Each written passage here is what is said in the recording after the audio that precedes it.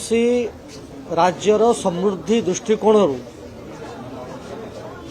आर्थिक अर्थर आकार बा आर्थिक स्थिति एक गुरुत्वपूर्ण मापदंड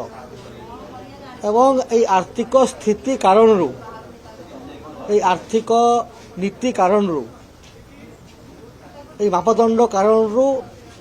राज्य अभिवृद्धि लोकों अभिवृद्धि एवं राज्यर समृद्धि निर्भर करे। आज ओडिशा सरकार तरफ ओडिशा अर्थनैतिक सर्वे रिपोर्ट प्रकाश पाई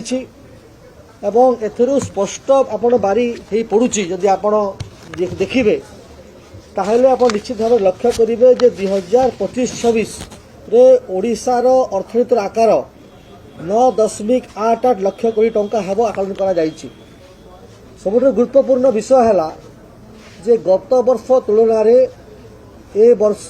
अर्थनैतिक सर्वे जो होती अभिवृद्धि घटी एवं राष्ट्र तुलन में ओडिशार जो अभिवृद्धि हार जो 7.9% अच्छी ताहा पूर्व वर्ष तुलन में बेसी एवं भारत वर्ष ठार जो एवरेज अच्छी ताठू बेसी एवं सबुठु बड़ कथा है जे मुंड पिछा आय वर्तमान 1,86,761 टंका अच्छी जहाँ पूर्व वर्ष तुलन में 9% वृद्धि घटी। खाली सेतिकी नुहे आपण जो क्षेत्र में देखिए से शिल्प क्षेत्र हो से कृषि क्षेत्र हो से आपण अनुसंघीय व्यवस्था क्षेत्र हो पर्यटन क्षेत्र हो इंडस्ट्री क्षेत्र हो सबु क्षेत्र में अर्थनैतिक मापदंड वृद्धि पाई जहाँ अर्थनैतिक सर्वे कारण स्पष्ट हो बारी पड़ुची एवं ये रिपोर्ट आपण पाखरे समस्त पाखरे अभिवृद्धि अच्छी एवं एथिरू जो कथा देखिए जे लेबर फोर्स पार्टिसिपेशन रेट जो गोटे बहुत इंपोर्टेंट विषय ताहा पाखापाखि अभिवृद्धि घटी 64.5% को जाइछि जहाँ नेशनल एवरेज जो अच्छी ताठू खूब बेसी एवं आपण जदि देखिबे ताहले इंडस्ट्री सेक्टर रे मध्य खूब बेसी अभिवृद्धि घटी। आपण देखिए तो ओडिशा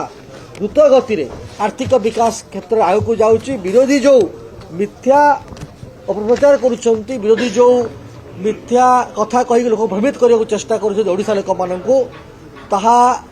समस्त मन कष्ट देइछि। यदि विरोधी सत्साहस अच्छी ताहले ये जो सर्वे रिपोर्ट प्रकाश पाई एवं ये जो अर्थनीति उपर आसिक आलोचना करंतु गृह को बारंबार बंद करवा एवं गृह रे आलोचना करनदबा केतुर्थ जुक्तियुक्त